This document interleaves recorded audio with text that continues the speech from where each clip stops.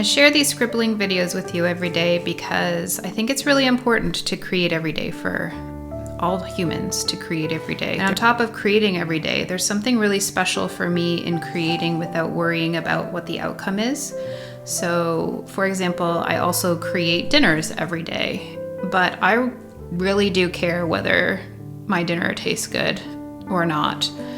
And so I tend to work with and try to find things that would taste yummy together. I follow recipes, that kind of thing. Whereas this scribbling, I really don't care what the outcome is, so I can just do whatever feels good in the moment. And what a joyful feeling that is. This is a place where I can feel totally free to express whatever it is I need to express and be whoever it is I need to be. So that's why I think of scribbling as more of like a meditation, really.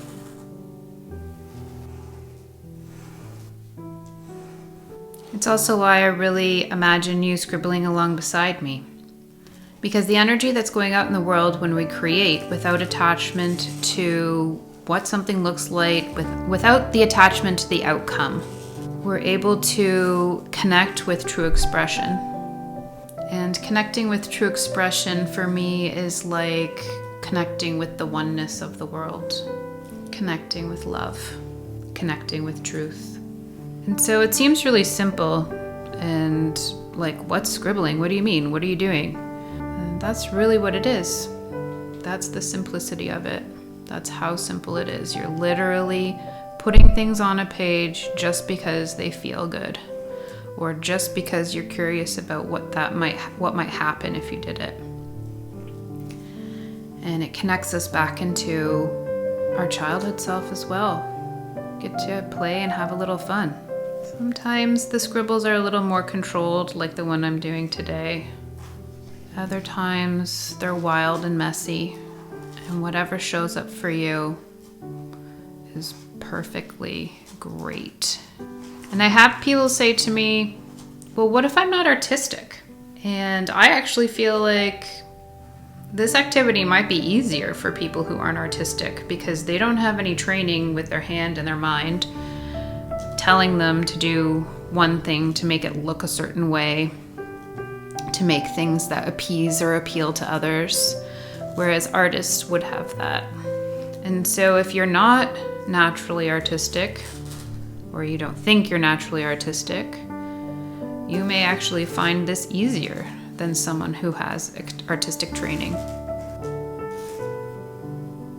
And this pink color has been calling to me all day, so I'm listening. And drawing the same shape over and over is super meditative as well. So if you're not sure where to start at any point, or you're not sure where to go, you can either sit with it, or you can just start drawing the same shape over and over again.